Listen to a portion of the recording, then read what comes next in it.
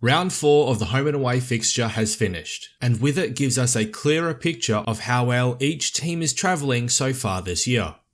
That means we have more data and probably a truer reflection of a team's form for our round 4 power rankings. Let us know whether we placed your team correctly in the comments below, and don't forget to join our Discord server as well to discuss it with us further. Without further ado, my name is Ryan, and this is the AFL Access Round 4 Power Rankings.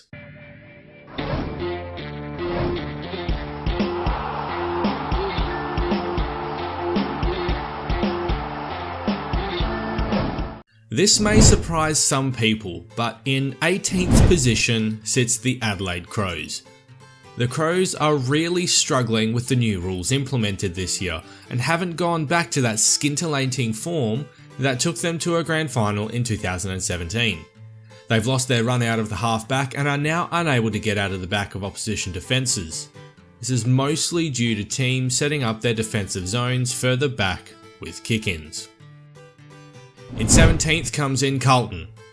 I actually wrestled with putting them this low as they have been playing decent football, but their youth is still being exploited late in games. There is a lot to like about this team moving forward, and despite the wins not coming yet, the improvement is evident to see.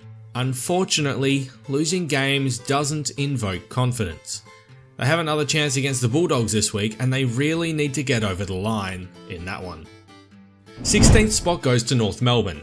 Despite winning on the weekend, they were largely unimpressive, and the game's narrative was more about just how poor the Crows were as opposed to how good North was.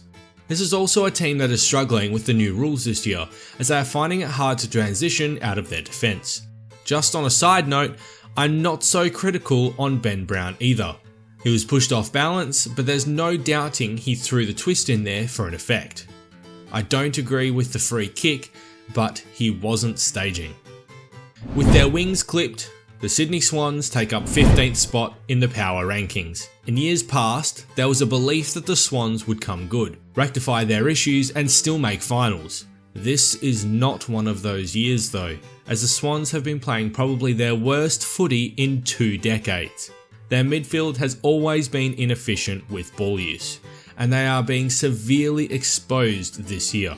They are only one of 5 teams to not score more than 300 points so far this year, and much of that is due to a misfiring forward line. They are being scored heavily against on the counter-attack, and that is in part due to a slow midfield. Looks like this is the year that Sydney go backwards to go forwards in 2020. 14th position belongs to Richmond this week. Yes, they just got an unlikely win, but they are still short on their top tier players. In fact, their middle rung players played absolute blinders just to get over the line against Port Adelaide, a team known for choking late in games unless going against the Crows. We need to see this kind of grit from their lesser players for a second week running if we are to be convinced that the Tigers are back. 13th position goes to Melbourne, which may surprise some. If we are being honest, the Demons were never playing terrible footy, they were just massively inefficient. They kipped over 100 points 2 games in a row now and have considerably fixed up their shot on goal percentage when compared to how many inside 50s they're getting. In the opening 2 rounds, they were only kicking at goals for less than 30% of every inside 50. Over the last 2 weeks, that's risen to almost 40%. Their defence is still leaking, but that's to be expected when you're missing 3 of your best defenders. I will say this though, the midfield needs to work considerably harder defensively if they want to help their backline even a little bit. In 12th spot is Hawthorn. The Hawks have looked relatively flat most weeks and haven't managed to put 2 wins together in a row yet. Their undying belief in themselves and their systems appears to have subsided this year at times, as they too often give control of the game to their opponents.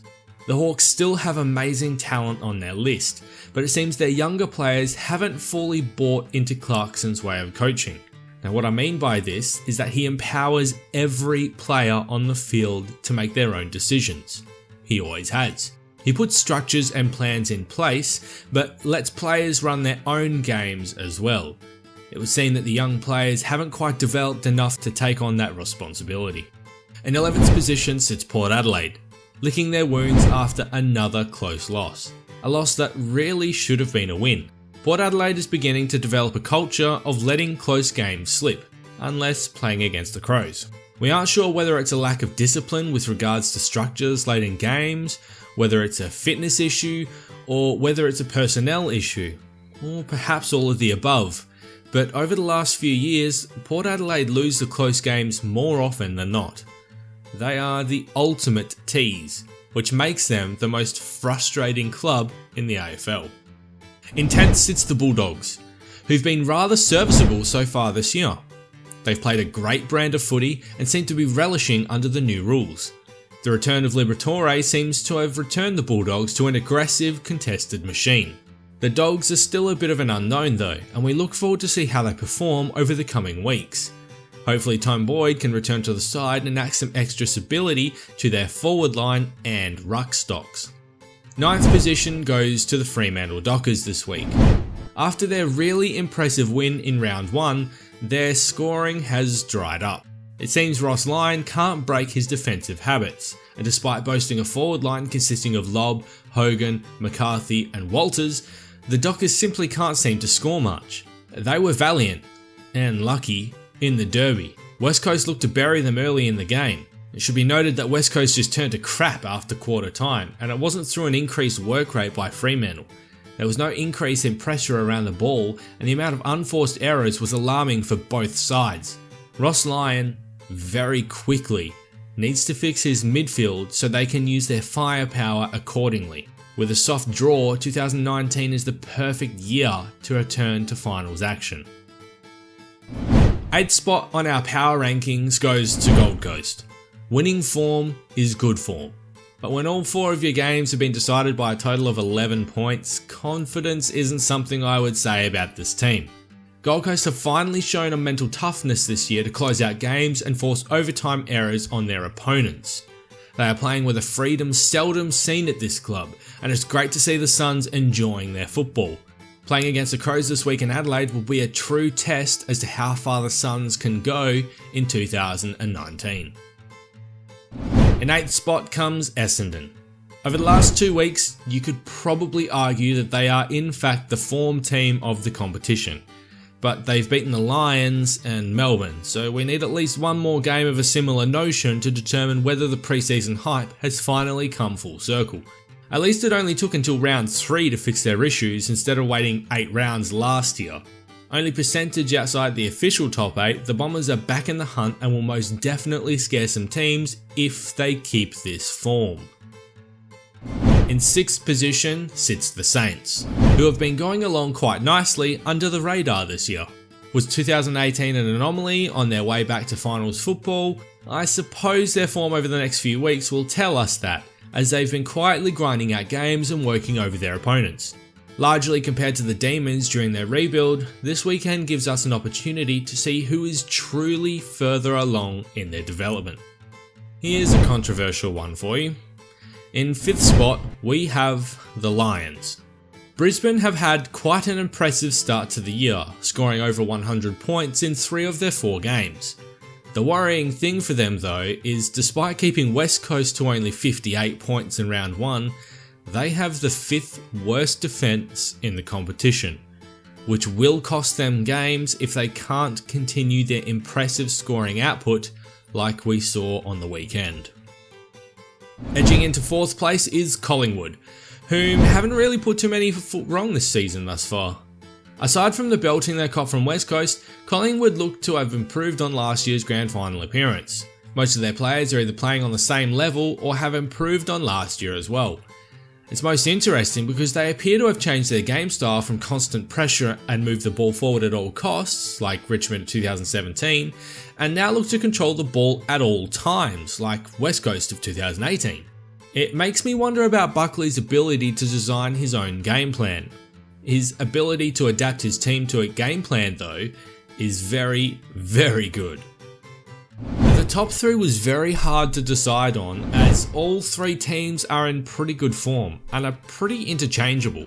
In 3rd place, I've got West Coast. They've had two very impressive wins against GWS and Collingwood in recent weeks, but looked very poor against Fremantle after the first quarter.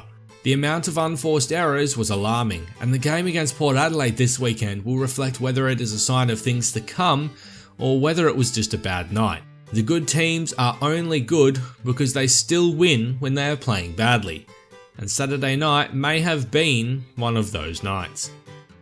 In second place I've put Geelong. They've been very impressive in the opening 4 rounds of the year, and were still very good over the weekend. Their younger players have really stepped up this year and taken a huge burden from their ageing stars. Geelong are the second highest scoring team so far in 2018, and boast the second best defence. If they notch up enough wins in the first half of the year, you can be rest assured they'll be resting their stars in the back half to get ready for finals.